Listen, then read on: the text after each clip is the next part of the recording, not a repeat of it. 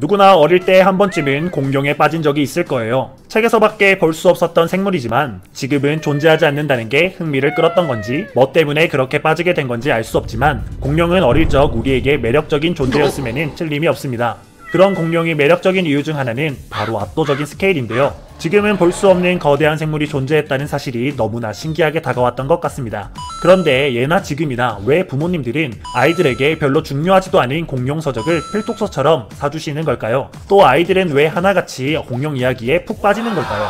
우리나라만 이런 문화가 있는 건지 전 세계적인 추세인지 문득 궁금해지네요. 어린 시절 우리는 공룡이 무시무시하다고 느껴서 어떨 때는 두려워하기까지 했습니다. 그렇게 크고 강한 생물이 지금 존재하지 않는 이유가 궁금하기도 해서 부모님께 이렇게 물어본 적도 있을 거예요. 엄마, 공룡은 이렇게 크고 강한데 왜 다 죽었어? 어린 시절 엄마한테 했던 질문처럼 크고 강하면 공격받을 일이 적고 사냥하기에도 유리하니 당연히 오래 살아남기 좋을 거라는 생각은 성인이 돼도 크게 달라지지 않는 것 같습니다. 지금 생각해도 크고 강한 건 무조건 생존하기 유리해 보이는 특성이니까요. 하지만 자세히 들여다보면 실상은 조금 다를 수 있습니다. 몸집이 크고 힘이 센 것은 이점이 아닐 수 있거든요.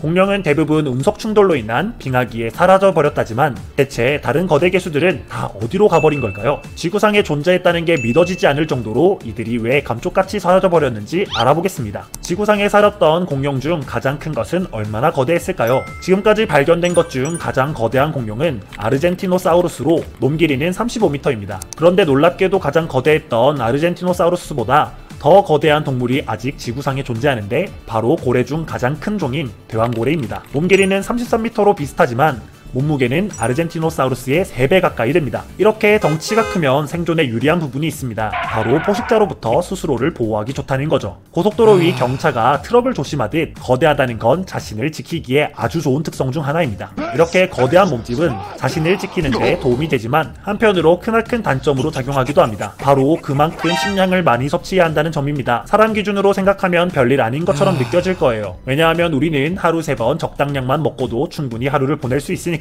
반면 코끼리의 경우 하루 평균 150kg 정도의 식량을 먹어야 합니다. 150kg을 하루하루 채우려면 사실상 코끼리의 주된 일과는 식사뿐인 거죠. 코끼리도 하루 대부분을 먹는 일로 다 보내는데 다른 거대 동물들은 식량 문제를 어떻게 해결할까요? 이들이 큰 덩치를 역류하며 살아가기 위해서는 적지 않은 유지비가 필요합니다. 그러다 일순간 환경이 바뀌거나 주식으로 섭취하던 먹이의 개체수가 줄어드는 경우가 생기기라도 하면 거대 동물들은 큰 덩치 때문에 빠르게 적응하기조차 쉽지 않습니다. 그뿐만 아니라 강하다는 건 절대적으로 생존에 유리한 특성이 맞지만 크다라는 건 막대한 식량을 필요로 하는 점 이외에도 커다란 단점을 지닙니다. 가장 결정적인 부분은 민첩성이 감소하게 된다는 겁니다. 야생에서 민첩성은 생존에 아주 중요한 요소입니다. 사냥을 하거나 포식자로부터 도망칠 때도 꼭 필요한 능력이죠. 게다가 덩치가 커질수록 힘이 증가하는 폭보다 몸무게의 증가폭이 더 커집니다. 덩치가 2배 커지면 힘은 4배 늘어나지만 몸무게는 무려 8배나 불어나게 되죠. 일정 시점이 지나면 몸이 지나치게 둔해져 생존이 굉장히 불리해지는 겁니다. 그럼 지구상에서 가장 큰 생물인 대왕고래는 어떻게 살아가고 있을까요? 갑자기 큰 덩치를 가진 친구들이 불쌍해 보이고 걱정되진 않으신가요? 대왕고래는 다행히 생존에 큰 제약 없이 살아가고 있습니다. 물속에서 작용하는 부력이 엄청난 체중을 감당해주기도 하고 서식지인 남극 북극 주변에 크릴이 풍부해 먹이 걱정 없이 잘 지내고 있습니다. 정말 다행이죠? 그렇다면 인간의 경우는 어떨까요?